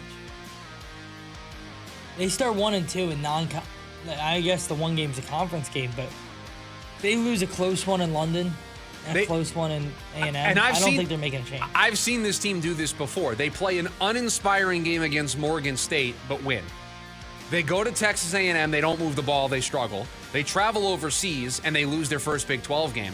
Yeah, you're 1-2, but it hasn't looked pretty for 3 weeks. And you've got somebody else, whoever is the backup, that you brought in the portal for one reason or another, who looked good in camp. I mean, let's be honest, that's how it looked last year. You didn't make a change. I think it you was lost to Mississippi State. I know, I think it was different though with Sam. Yeah. Because of what you did the year prior. That's what you did the year prior. You were horrible. I mean, you weren't good in week 1. No. You were abysmal at Mississippi State. And I'm bringing this up because unplayably bad at Mississippi State. Because that's what happened last year. And you won in week 3, again, didn't look inspiring. But no offense to Jeff Sims. I don't think Mikey Keene and Jeff Sims are on the same table. I think Mikey Keene's a lot better if we think Cutter Bowley's a starter, right? And Jeff had a turnover issue. Turnover issue, Funny injury thing issue. about Jeff Sims, the interceptions actually weren't the issue. Couldn't hold the football. Well, I don't care how you turn the ball over. If you're turning it over, it's not good. Yeah, he's a fumbler.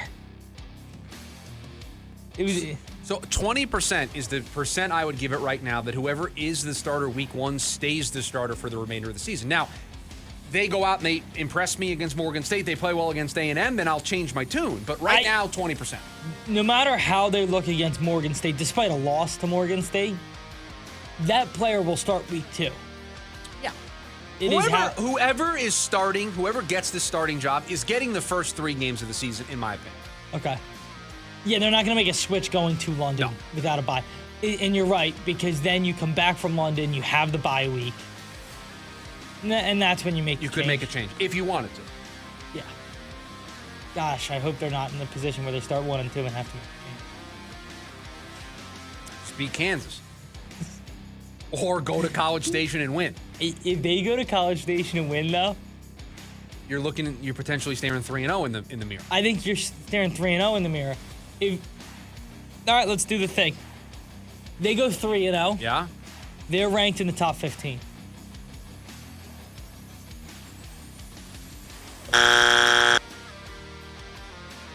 Beat the number 8 team in the country. So let's at their place. Hold on. And you travel to London and win. Let's walk through this, right? They're unranked right now, not receiving votes. Correct. Is that going to change after they beat Morgan State? No. So they're probably not going to be receiving votes. If they do, it's going to be few. It's going to be you and me, 2 votes. Correct. That they're going to get. Okay? They go to A&M, they beat A&M. They start to get some respect. They're probably the first team receiving votes, or they barely squeak in at 24 or 25. I think that if they beat A&M, I think you're talking about a team that's ranked in the 20s. I think they would be at best 24 or 25. Then they go to London and they beat Kansas. Is that going to move them all the way inside the top 15? I don't think so. I think they could be 19. No.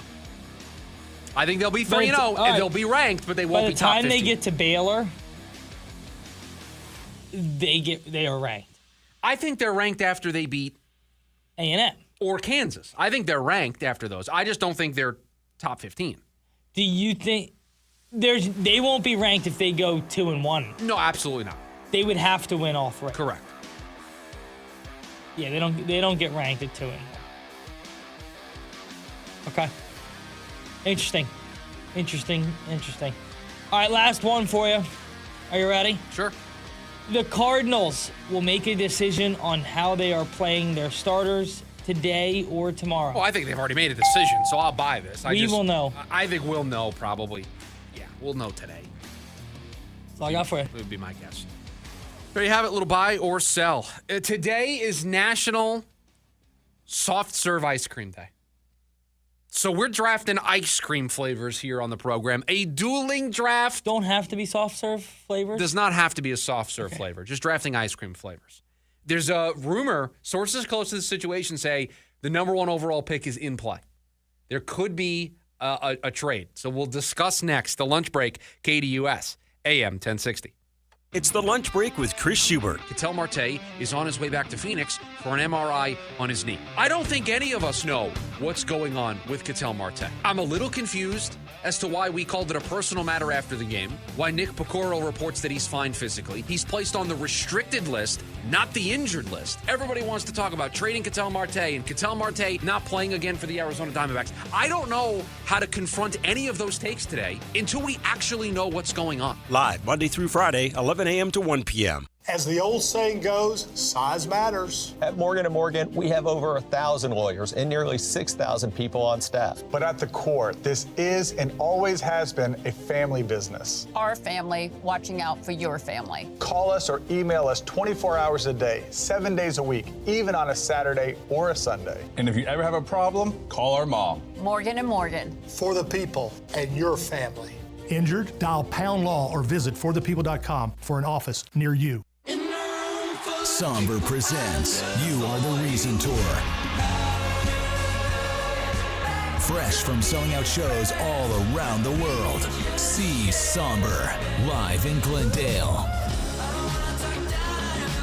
Desert Diamond Arena, October 14th, with special guests Tom Odell and The Help. Get tickets now at sombermusic.com.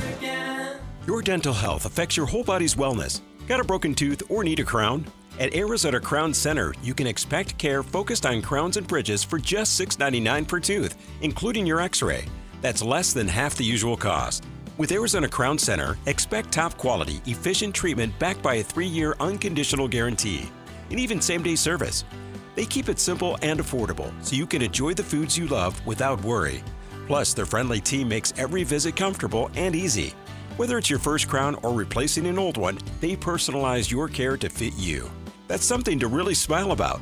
Don't live with discomfort. Visit azcrowncenter.com for your free consultation today. Serving the Valley for over 20 years with offices in Chandler, Surprise, and Prescott. Get premium dental crowns and bridges at a price that fits your budget. azcrowncenter.com. That's azcrowncenter.com. Your smile's best friend. Your local Arizona Lottery retailer is full of new and exciting possibilities because draw games just got an upgrade with more prizes, more drawings, and more chances to win. Your favorite draw games like Powerball, The Pick, and Pick 3 are now better than ever. Games start at just $1, so you don't have to pick one. You can play all 4 new and improved draw games today, including the brand new Pick 4 game. Play today at a retailer near you. Arizona Lottery. Love the play. I'm Dan Patrick, and this is Above the Noise. Scotty Scheffler's become a dominant force in golf, that even a season this good can somehow feel disappointing. The world's #1 enters the FedEx Cup playoffs, sitting atop the standings with 11 top 10 finishes. Scheffler ranks among the top players in almost every major statistical category, but he has just 1 victory. Now, that doesn't mean he's fallen off. It just shows you how incredibly difficult winning on the tour can be. Winning a PGA Tour event requires 4 days of elite play, and even the best player in the world can run into somebody who is simply better than them that week. Scheffler has spent the last few seasons making dominance look routine. This isn't easy, and it's not a step backwards with only 1 win. If anything, this season is another reminder of how ridiculous his recent run has been. We've become so accustomed to Scheffler winning that a season with 11 top 10 finishes and a #1 ranking feels like a step back. I'm Dan Patrick, and this is Above the Noise. These days, everybody's searching for ways to save on insurance. Scrolling comparison sites, digging through tips, chasing deals. But Liberty Mutual makes it simple. Liberty Mutual customizes your car and home insurance to save you money. And when you bundle, those savings really start to come through. It's insurance built for real people with a team that helps you keep what matters most, money. No hassle, just confidence that your coverage is customized with savings in mind. Get a quote at libertymutual.com or with your local independent agent. At DraftKings, we're all about responsible gaming. Sometimes you got to know when to hold up. There are no locks or sure things, so know when to fold up. It's more fun when it's for fun, so play responsibly. DraftKings, the crown is yours. Gambling problem? Call 1-800-GAMBLER. In New York, call 877-8-HOPE-NY or text HOPE-NY 467-369. In Connecticut, help is available for problem gambling. Call 888-789-7777 or visit ccpg.org. On behalf of Boot Hill Casino and Resort, Kansas, 21 plus. Age and eligibility varies by jurisdiction. The Jim Rome Show. And of course, it's a big story when it takes about 7 seconds into Dart's preseason debut for the dude to be right back in the blue tent. Like, no matter what happens, he's going to end up back in his home, away from home. You took a massive shot, then you napped it out on the field. If you don't want the concussion specialist to think that you might be concussed, you probably should not be napping it out on the field after a huge hit. It's not that complicated. 1 to 4 p.m. Monday through Friday here on KDUS AM 1060.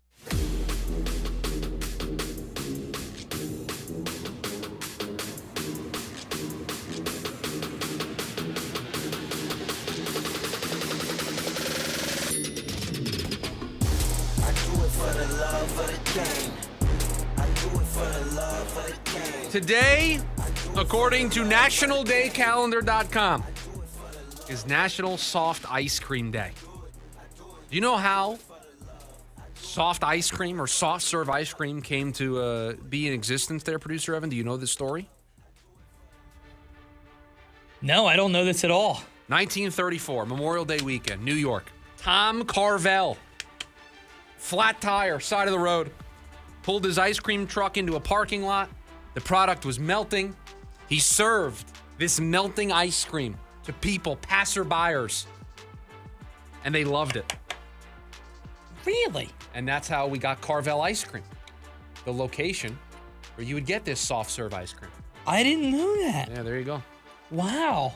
Do you know how saltwater taffies came to be? You know what? That has nothing to do. I told you a story about how soft ice cream came to be because it is the topic of our dueling draft. Well, it's very similar. But it has nothing to do with the draft. We're not drafting toffee flavors. That's fair. Just a similar story. Flat tire? Yeah, that ended up sending, it was a flat tire that like led the truck to kind of like, swerve and throw some of the taffy into the ocean. It was on a bridge and it got in there and they pulled it out of the ocean and realized, oh my gosh, this is saltwater taffy.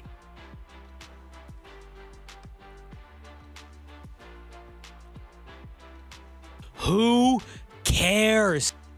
I just figured I would back up your story with one of my own. You happy now? Do you feel good?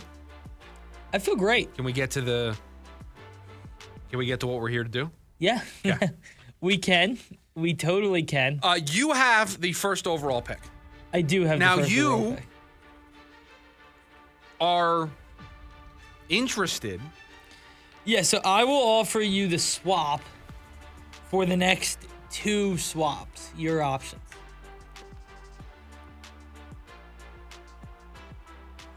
I think I only would consider it if it's the next 5 swaps. Oh, yeah. Get out of here. Okay. 5 is crazy. That's what the price is. I mean, that's what the price is to move down. That's absurd. Okay. That's an absurd take.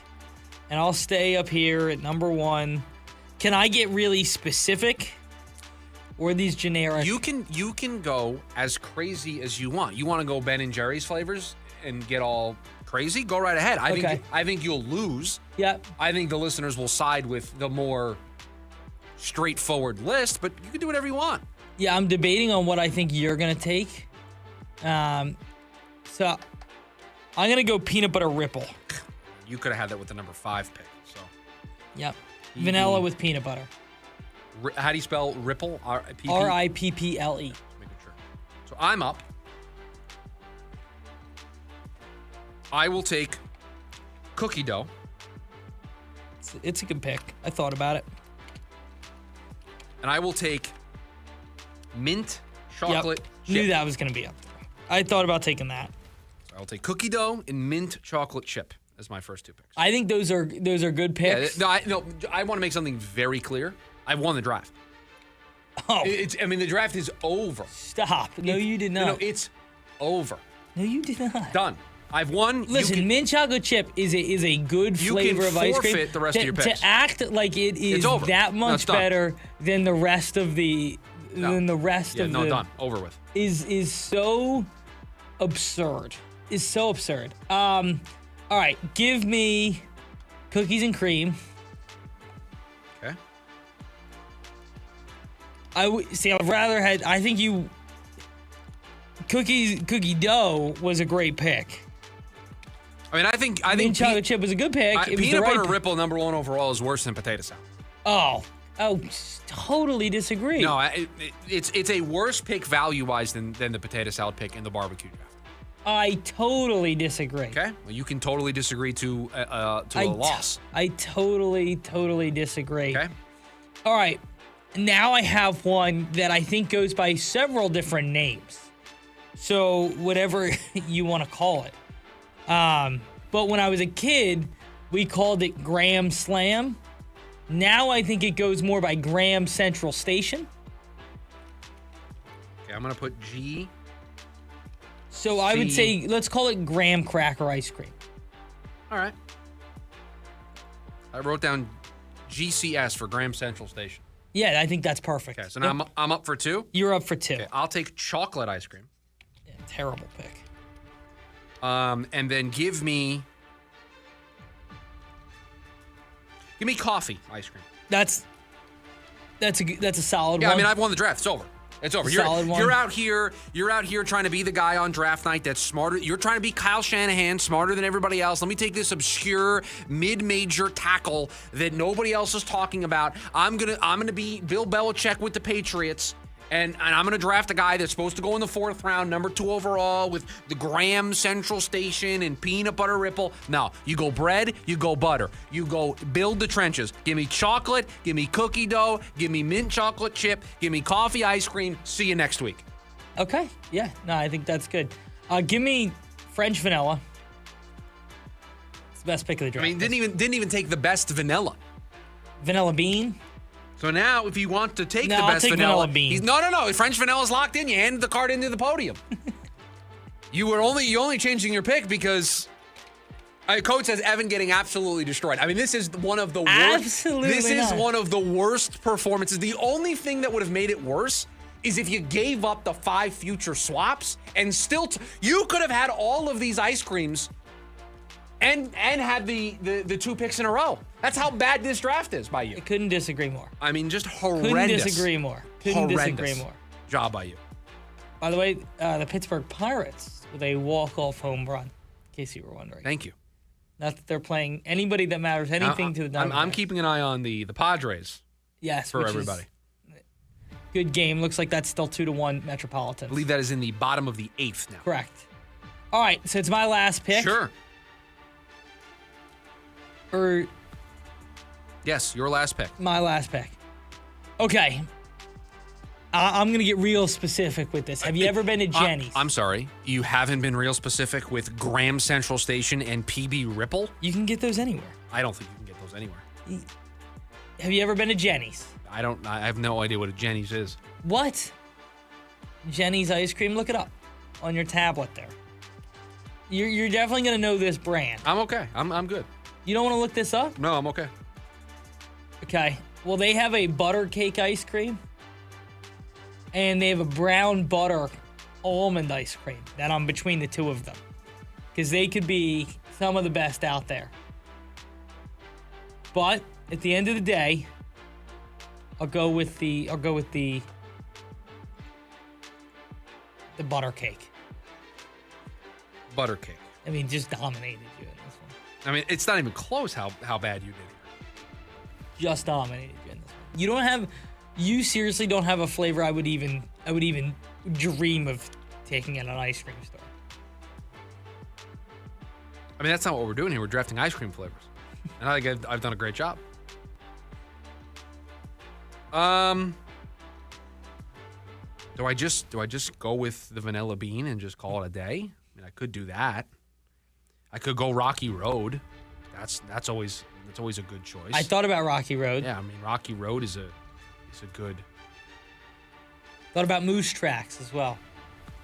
But then I realized I don't really know what's in Moose Tracks. You know what? It's not overcomplicated. Give me vanilla bean. Yeah, just dominated you in this one. I mean, this is Michael. Michael never says a bad word about anybody. He said Evan tanking big time. Absolutely not. So I'm just... Absolutely not. I selected the best ones. Absolutely not. To recap, in our ice cream draft, in honor of it being National Soft Serve Ice Cream Day, I have cookie dough, mint chocolate chip, chocolate coffee, vanilla bean. Evan has peanut butter ripple, cookies and cream, Graham Central Station, French vanilla, and butter cake. Yeah, I stand by. I mean, I destroyed you. I think if my family was in this chat, they would be agreeing with me. Here's what I want us to do. I want us to walk around the building and present these two lists without saying whose is whose. I win 85+%. You know what I think we should do? Okay. Let's do it one better. We should go out and get these ice cream flavors. I'm not here the rest of the week. Yeah, that's true. So that's going to be rather challenging to do this. But I think I win the draft. I mean, the YouTube chat's on my side. And they're never on my side. They're always... Never. When it comes to drafts, never on my side. Always on your side. You just got a ruling in your favor 2 drafts ago. What are you talking about? Yeah, because you drafted the same exact thing. You just rephrased it. If to your point that if they're always on my side, then I would have gotten I would have been. That was an egregious one that you knew. No, you knew when you picked it. I would have been Brandon Sorsby, and I would have been able to find a judge in Lubbock, Texas, that gave me clearance to play. I would have been able to find it, and I couldn't because the YouTube chat is fair and they're impartial, and they call it like they see it. Your list stinks. My list dominated yours. I would rather eat my ice creams 10 times out of 10. You start texting around these lists. Everybody's going to... And don't, if you're going to do it, you just present them... the list. Without saying who drafted who. Yeah, team 1, team 2. Team 1, team 2. Blind resumes. 480-864-1060 is the phone number for you to join us here today on the program. We've also got you on the KDUS AM 1060 YouTube live stream. When we come back, what should the Diamondbacks do if/when Ketel Marte returns? That's next. The lunch break, KDUS AM 1060. NASCAR heads to New Hampshire. Blaney, bottom of the racetrack. Chastain makes it 3 wide. He'd like to take a spot here on the backstretch. It's the Dollar Tree 301. Ross Chastain shot out of a cannon from the 6th starting spot. He has already moved up to 2nd. Here comes Larson, just like I said. He'll try to get the lead on those new tires really fast. He's going to pull it off at 3. The Dollar Tree 301 from New Hampshire Motor Speedway. Sunday, August 23rd at 11 a.m. Right here on KDUS AM 1060. Living and having fun in the hot summer sun can turn deadly when mixed with stimulants. Stimulant drugs raise body temperature, impair the brain's ability to regulate heat, and makes it harder for the heart to cope with extreme heat. Studies show 1 in 5 heat-related deaths have involved meth, a stimulant that overheats the body, putting users at higher risk. Be aware and stay safe. Meth and heat is a deadly mix. Visit thenewmeth.com. Sponsored by the Substance Awareness Coalition Leaders of Arizona. Motley Crue, the return of the Carnival of Sins. September 16th, Talking Stick Resort Amphitheater. The Crue celebrates the 20th anniversary of Carnival of Sins. Motley Crue, with performances by Tesla and Extreme. Tickets on sale now at livenation.com. Motley Crue, part of the America First Credit Union Concert Series. If you're thinking you have low T, well, then it's time to start for free. For a limited time, get prescription testosterone therapy with no startup fee only at Red Mountain Weight Loss. Hey, just because you're getting older doesn't mean you have to feel older. Prescription testosterone restores your get up and go, so you'll feel like you're 20 again. You'll gain more muscle with less effort in the gym and lose that dad bod for good. You'll also think better, sleep better, and your love life will be better. Look, don't be fooled. Nothing boosts testosterone like actual testosterone. So skip the gimmicks and start enjoying life with prescription testosterone. It's a game changer. Prices start as low as $129 per month. So don't wait. Book your video appointment today and they'll waive the startup fee only at Red Mountain Weight Loss. Go to redmountainweightloss.com or dial pound 250 on your phone, keyword Red Mountain. Red Mountain Weight Loss. Real testosterone. Real doctors. Real results. It's time to talk Grizzly. The air conditioner made specifically for Arizona summers. Alaskan AC introduced the Grizzly a couple years ago, and the reviews are pouring in. This one says, I love how quiet it is. I can hardly hear it come on, but I'm always comfortable. Another person writes, finally an air conditioner that can withstand the desert heat and dust. This one says, I like its fluffy fur and cute black nose. Anyway, if it's time to upgrade your AC, you can't do better than the Grizzly. Only available at Alaskan AC. People love it. Like this person who said, we live in an older home and the Grizzly keeps us comfortable in every room. Or this guy. We live just outside of town and the dust is horrible. Glad we have an AC that can take it. Or this one. He's so cuddly and has these adorable pads on his paws. Gary, I think you're on a different webpage. Gary, I think you're different. Learn more about the Grizzly at alaskanac.com. A sellout crowd was treated to another classic Saturday night race at the Richmond Raceway. Green flag goes in the air, and the NASCAR Cup Series is underway in Richmond. Nobody giving up an inch. Blaney down low, Briscoe topside, still nobody able to get the advantage. First 4 laps of this race have run side by side at the front of the field. Battle for the lead side by side, lap 172. Logano thought about wedging it to the bottom, but thought again about it. Here they come down the back straightaway, heading for turn number 3, 3 wide around on the Cole Custer car. Joey Logano to the bottom goes to the lead. As they go 3 wide, make it 4 wide down the back straightaway. Josh Berry gets bounced around. Joey Logano to the outside will gun down Chase Briscoe. Oh, they're both coming to pit road. Logano gets on the hammer after they get rid of the pit road speed. Logano through the gearbox. Logano opens up 4 car links on Chase Briscoe. Here comes Joey Logano off turn number 4. The checkered flag is waving, and Joey Logano has won the Cookout 400 at Richmond Raceway. Joey Logano outduels Chase Briscoe to capture his second checkered flag of 2026. The Motor Racing Network will return Saturday, August 29th at Daytona International Speedway with live coverage of the Coke Zero Sugar 400 at 3:30 p.m. Pacific Time right here on KDUS AM 1060.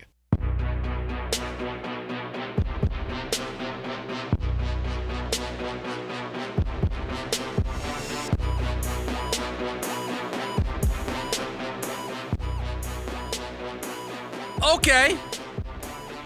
So, what happens if Ketel Marte comes back to the Diamondbacks at some point?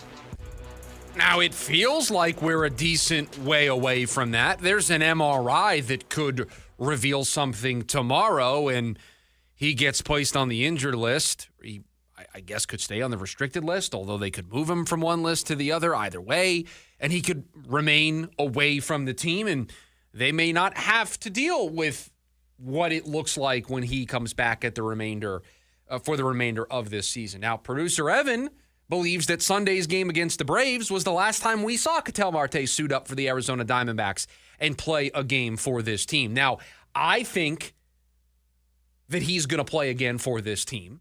I think it's going to be almost impossible to trade him. You thought it was hard to trade him last winter with everything that happened in the middle of the season at the All-Star break, going back to the Dominican Republic, not telling the team what was going on, the burglary, the Geraldo Perdomo had to come out and defend Torrey and the players, and then the story gets out about the way some of the teammates feel he's handled by the coaches.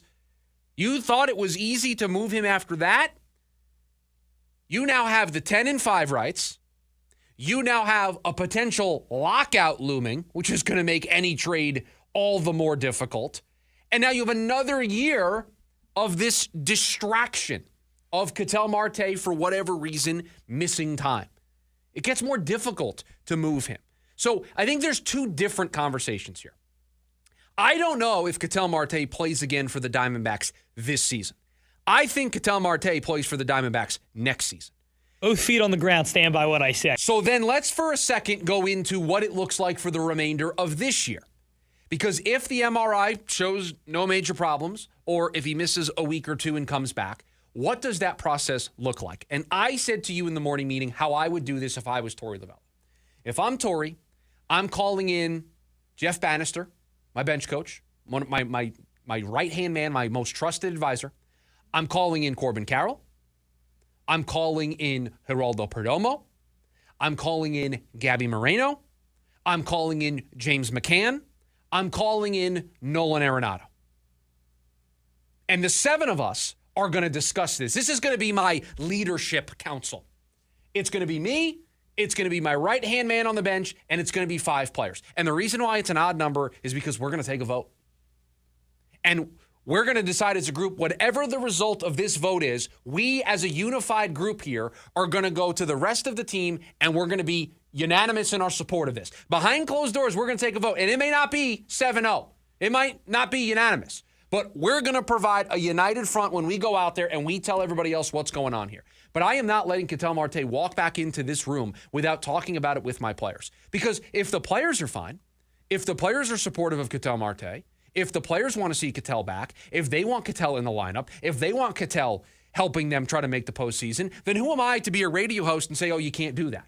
What message are you sending? How does he get away with this? The players in that clubhouse, the coaches, they're the ones that have to come up with the best decision. So that's why I'm bringing in those 5 players. I'm bringing in Corbin Carroll, who's a quiet leader of this team. I'm bringing in Geraldo Perdomo, who in the past has been a vocal leader. I'm bringing in Gabby Moreno, another long-standing player with this organization. And yes, I'm bringing in the backup catcher, but James McCann is a veteran. He's been around a lot of different organizations. And yes, Nolan Arenado has been here for 5 minutes, and that's why I'm not only consulting him. He's one of the 5 players I'm bringing in on my council. Yeah, but he's probably the only Hall of Famer, bona fide Hall of Famer you have on the roster right now. But Nolan has seen a lot in his career as a ball player, Correct. so that experience I'm going to rely on. Nolan and James McCann and the other 3 guys all know what the rest of that clubhouse is thinking. So the 7 of us are going to sit down, we're going to talk it out, and we're going to decide. We're going to take a vote. Are we okay with this? Or do we say, no, Ketel, you, for whatever reason, walked out on the team. For whatever reason, you decided not to play on Monday. You played on Sunday, you traveled with the team, and then for whatever reason, personal reason, MRI on the knee, you abandoned the squad. And so we're going to decide as a group what's going to happen here. That's what I would do if I was Torey Lovullo. I would leave it up to my team. I would leave it up to my players. And if the players are on board, then who am I to say that he shouldn't be back? Let the players decide. Let the other 25 guys in that room decide what they want to do. If they are supportive, if they understand, if they know more than we do, and they are willing to welcome him back in with open arms, then so be it. Let's ride. And then we have a conversation in the offseason about what the future is going to look like. But to me, I think he plays again for this team. I just don't know if it's this season. You think they welcome him back with open arms? I don't know. But that's why I have the vote. After Corbin Carroll's comments yesterday, if we're counting votes in the room, I don't think he is Corbin's. Nolan's, I just don't know. I don't have a feel. James McCann feels like such a veteran that he would vote against it. We don't know, and I don't want to guess as to how they would vote. But I'm picking 5 players that for one reason or another, because they've been with the organization for a long time, because they have a decent relationship with Ketel in the case of Geraldo Perdomo, right? I want every opinion imaginable represented in that room without opening this up to everybody on the 25-man gets an opportunity to say something here, and it becomes chaotic. I'm picking veterans like James McCann and Nolan Arenado, who, in the case of Nolan, hasn't been here very long, but he probably has a decent understanding of that room. James McCann, been with a bunch of different organizations. Corbin Carroll, the de facto leader now with Ketel Marte gone, and I don't know how much of a leader Ketel is in the first place. And Corbin's kind of the quiet leader, but he is a leader. Perdomo, because of the existing relationship that he has with Ketel, he's defended in the past. I want that opinion in the room. I want somebody that's going to go to bat for Ketel Marte. I don't want it to be everybody thinking the same thing. I want us to have a real heart-to-heart about this and decide what do we think is in the best interest of this team. What do we think this team needs right now? Do we think it's the right thing to do for everybody involved if Ketel wants to come back, for us to just throw him back in the lineup? Or does he come back and he doesn't play for a couple days? Whatever they decide, that's what I would do if I was Torey. I'm convening a 7-person, myself included, leadership council, and we are going to hash this out. We are going to discuss this. And we got to get to that point. We're not, I don't think, anywhere close to that right now. Is Ketel Marte just going to get an MRI tomorrow and then show up to the ballpark on Friday? I don't think so. I'd be shocked if that's how this plays out. So we're a little bit away from doing that. But to me, that's the conversation I'm having for this season. Long term, you have an off season, cooler heads can prevail. You can have more wide-ranging conversations as an organization. I think it's going to be challenging to move him for all the reasons I illustrated at the top. Potential lockout, the 10-5 rights. His value is lower than it was last year. All those reasons make it more difficult to trade him. But when we're just looking at the remaining month and a half of this season, to me, convene a leadership council. And maybe it's not those 7 players or those 5 players. Those are the 5 players I would pick. But maybe it's a different group. Maybe you got Merrill Kelly in there, right? He's a veteran. He's been with this team for a long time. Maybe he should have a say. But I want to sit down, take a vote, and then whatever we decide in that room, we are going to have a unified message when we leave this room about how we're going to handle this. That's what I think they should do. What will they do? This story has probably got a couple more twists and turns in it. I'll be very honest. I think this is the biggest test that Torey Lovullo may ever and has ever had as a manager, and how he handles this will determine the future of him being the manager of the Arizona Diamondbacks. Of course, because he has to decide if Ketel chooses to come back, if Ketel is healthy enough to come back and wants to play, how does he handle it? Does he just allow Ketel Marte to come back into the lineup and there is no kind of clearing of the air with everybody, that everybody doesn't get on the same page? Again, we don't know what's going on behind closed doors in that clubhouse. We just don't. We don't know how everybody feels. They said they care for him, and I believe them. They want to support their guy. They want to make sure everything's okay. But there may be some people in that room that are annoyed that they're having this conversation again. We don't know. So you can't. This is where Torrey's really gonna earn his money and potentially a contract extension if he's able to get this back on 100% on track. 480-864-1060 is the phone number for you to join us here today on the program. We've also got you on the KDUS AM 1060 YouTube live stream. When we come back, it's all the stories we didn't get to here today on the show. We call them the leftovers. We'll get to them next. The lunch break, KDUS AM 1060. Mark Janes recapping the Ontario Honda Dealers Indy at Markham. Marcus Ericsson started up front, stayed up front throughout most of the day, at least in the top 5. The pit strategy in a caution-filled race worked to his advantage, and with 4 laps to go, he was able to cruise around Romain Grosjean and grab his first win in the NTT IndyCar Series since St. Pete in 2023. Grosjean held on for second, and Will Power finishes third for the second weekend in a row. Attention Phoenix, it's the Zero Res Flash Sale this week only. Whether you're looking to clean up before or after a barbecue or get ready for the new school year, Zero Res has you covered. Carpets, tile, hardwood, rugs, upholstery, air ducts, every surface in your home can be Zero Resified, so it's time to call the cleaning pros at Zero Res. If you haven't tried out Zero Res or it's been months since your last deep clean, then now is the time to call. Right now, you can get your entire home Zero Resified from Phoenix's ultimate carpet cleaner and 3 rooms of carpet cleaned for just $99 this week only. What's that? How good are they? Zero Res has a 4.9 rating on Google. So schedule your appointment at ZeroResPhoenix.com or call 480-507-2419 and be sure to ask for the KDUS special.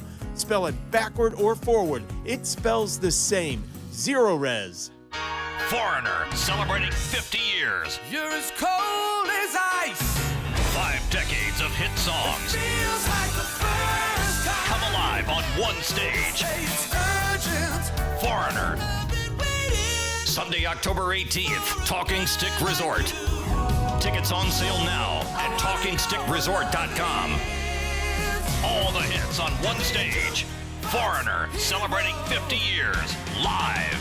Hi, I'm Tom Shane, third-generation owner at Shane Company. As a family jeweler for almost 100 years, we're known for doing right by our customers. Our legacy of integrity depends on it. We stand behind our engagement rings with our all-inclusive free lifetime warranty. We handpick the most beautiful diamonds, then negotiate for the best price. At Shane Company, we put you first because a friend always has your back. Shane Company, your friend and jeweler. Ready to tackle each morning with the best sports information coming at you? I'm going to take a logical approach. Get that weekday mornings on KDUS AM 1060 from 6 to 9 a.m. with the Dan Patrick Show. Dan Patrick, the Danettes, sports icons, sports legends, celebrities, poll questions. The Dan Patrick Show has it all. It's a crapshoot. Be sure to lock your dials to AM 1060 or 100.7 HD2 from 6 to 9 a.m. Mornings just got better. This story is about us.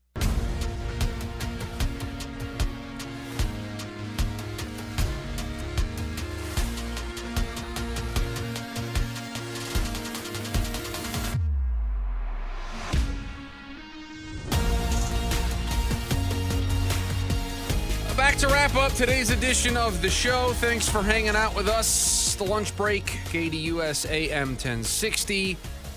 All the stories we didn't get to here today on the show. Producer Evan puts them together. We react to them all here. What do we got today, Producer Evan? A signing in the NFL. The Seahawks have signed former Cowboys cornerback Trayvon Diggs. The former standout and ball-hawking corner is headed to Seattle. They've made a couple of signings to their secondary, haven't they? They have, yeah. They're the team that's supposedly going to land Terrion Arnold. That's the other rumor as well. So 2 corners getting added to a defense that was pretty darn good last year. I mean, they weren't too shabby as a defense last year en route to a Super Bowl championship. But no, they were not. Trying to add that some bad. depth, trying to add some options. They did lose some pieces in the secondary. Right, so they're just trying to retool. Correct. A vote went out amongst some players in the league as well as some managers. It was about 21 players, managers around the National League did a little, catch up on where the MVP race sits currently. And so it really came down to two names. PCA. Yes. Shohei Ohtani. 21 people voted. I will give you that there was 2 people voted that they should do a split MVP like they did for Manning and McNair back in the day. So the 2 people voted for that. All right, so we got 19 other votes. Do you want to take a guess on how they fell? 10 for PCA, 9 for Ohtani. No, 15 for PCA and 4 for Shohei Ohtani. Okay. I think PCA has certainly put himself as I think the if favorite. he goes 40-40, you have to give it to him. But I just, with how special Ohtani is every season, I wondered if there were going to be some people that were going to hold out. With the argument that he may not pitch for the rest of the year. That's going to be the thing that helps PCA win it. Is going to help PCA win it, yeah. Cleveland Guardians, again, I don't know why he's mentioned because these are all NL players that voted. Cleveland Guardians first baseman Rhys Hoskins said, quote, "How cool for the sport that somebody is playing out of their minds so we get to have this conversation." He's right. The reality is we have to get to watch the best player to ever play the game in Shohei. So to have somebody that is stepping up to him this year, making a race out of it, is pretty freaking cool. He's right. He's right, 100%. Yeah. Because every year it should be Ohtani. So the fact that we're having this conversation is it should be enough to give PCA the award. And that's what I think, too. And that's not a knock. I don't want it to be a knock on Ohtani at all. No. I just think that this is... You have a player that could go 40-40 and has been, huge for the Cubs all year long. And then he hits the walk-off the other night in extra innings, like last week against Toronto. He steals third. They throw it into the outfield. He steals home, essentially. He hits a walk-off homer. He's beaten people on the base paths in the field with the bat. It's been fun to watch. Yeah, he's been a lot of fun, and he's probably going to win himself an MVP. I think he's got to be considered the favorite right now. I think so, too. I think he's the betting favorite right now. That sounds right. Yep. And so the Little League World Series starts this week. By the way, the Little League put out a statement. There's a game underway, I think. Yes. Starts today. Yes, the Little League World Series put out a statement because there are people in this world who, for whatever reason, want to bet on the Little League World Series. Yes. And listen, I love placing a wager, placing a bet more than anybody else. I'm not betting on the Little League World Series. Like, that's a bridge too far for me. Yeah, no, I wholeheartedly These agree. places that offer those odds should be ashamed of themselves. The fact that they had to make a statement is ridiculous. Yeah, they should be ashamed of themselves that they offer odds on this. But this is a list of 10 MLB players who played in the Little League World Series. The top 10 players that played in the Little League World Series. Todd Frazier. Let's see if he's on the list.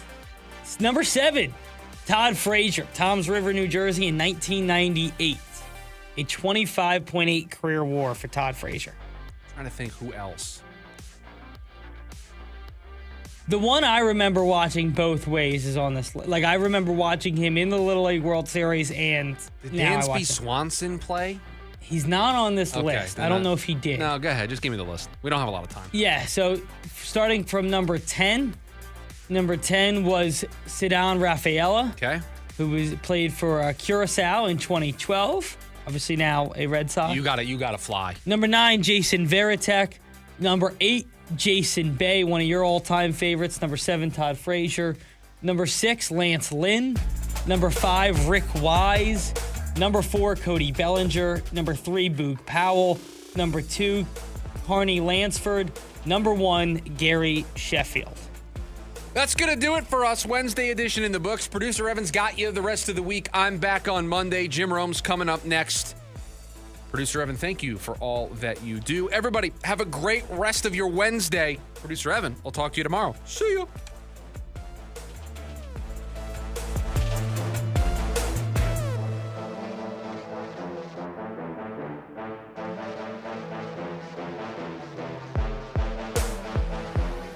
AM 1060 KDUS Tempe Phoenix and KSLX HD2 Scottsdale Phoenix.